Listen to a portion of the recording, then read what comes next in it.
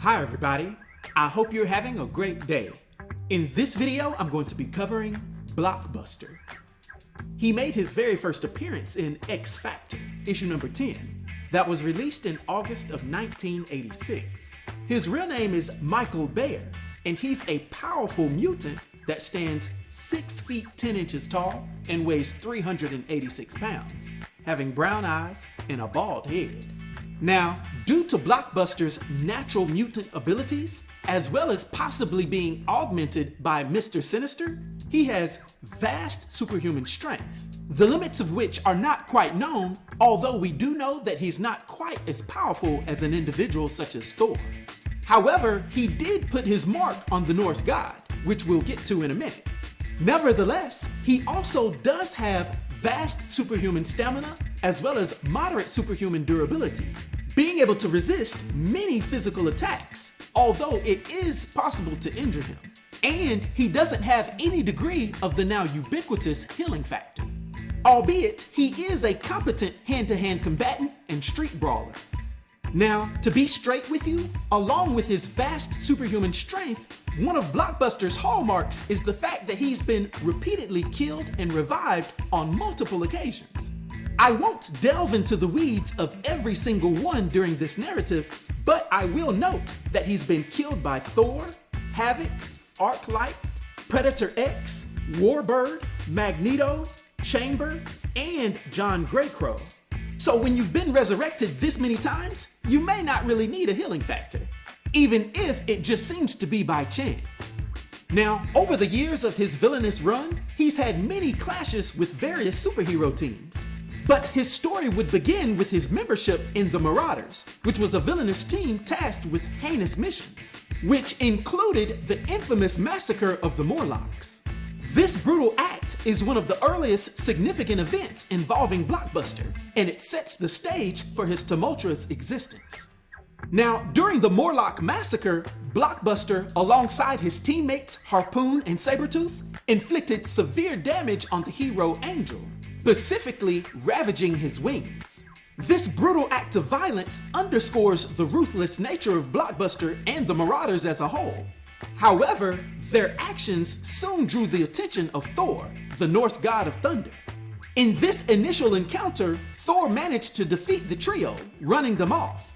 But in a subsequent confrontation, Blockbuster would manage to sneak attack Thor and actually break his arm, which in itself is a significant thing. Yet, despite this injury, Thor retaliated with his enchanted hammer Mjolnir, managing to strike Blockbuster down and kill him for the first time.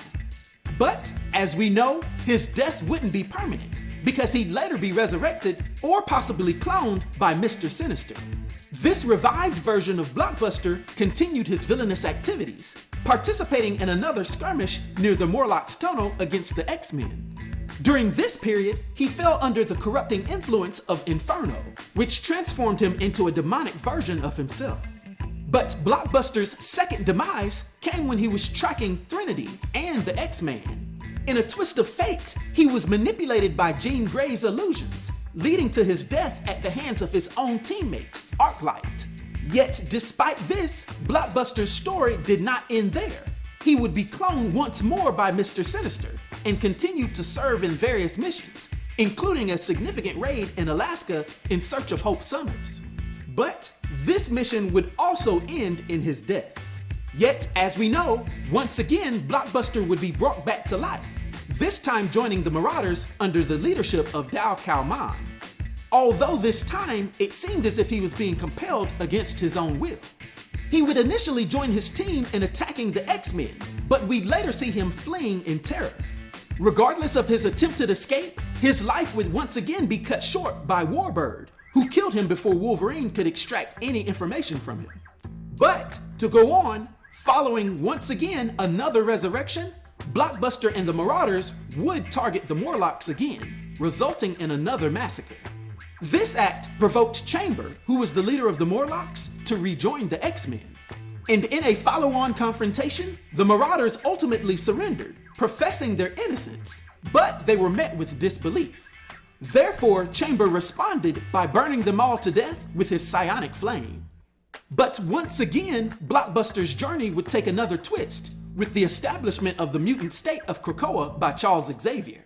Here, he and other Marauders would be found in a zombified state in a clone farm controlled by the Goblin Queen, who intended to use them as soldiers for an invasion of Krakoa. During this period, the team known as the Hellions, who were led by Blockbuster's former teammate Grey Crow, destroyed the clone farm and killed Madelyn Pryor, aka the Goblin Queen. And before leaving, Grey Crow ended Blockbuster's zombified existence, freeing him to once again be resurrected later by the Five. So as we can see, it seems like his villainous adventures will never end. Each resurrection of Blockbuster marks a new chapter in his enduring saga of villainy. Despite repeated deaths, his story is a testament to the persistence of evil within the Marvel Universe, as he continues to be a formidable adversary to the X-Men and other superheroes. His numerous deaths and resurrections, driven by the manipulations of characters like Mister Sinister and the Goblin Queen, highlight the complex interplay of power and control in the world of mutants. So, for his powers and abilities, and his influence on the Marvel Universe, for my 1 to 10 rating, I'll give Blockbuster a rating of 6, which is an expert rating. I hope everyone enjoyed this video. I'll talk to you next time. Be sure to like, subscribe, and join the new saga.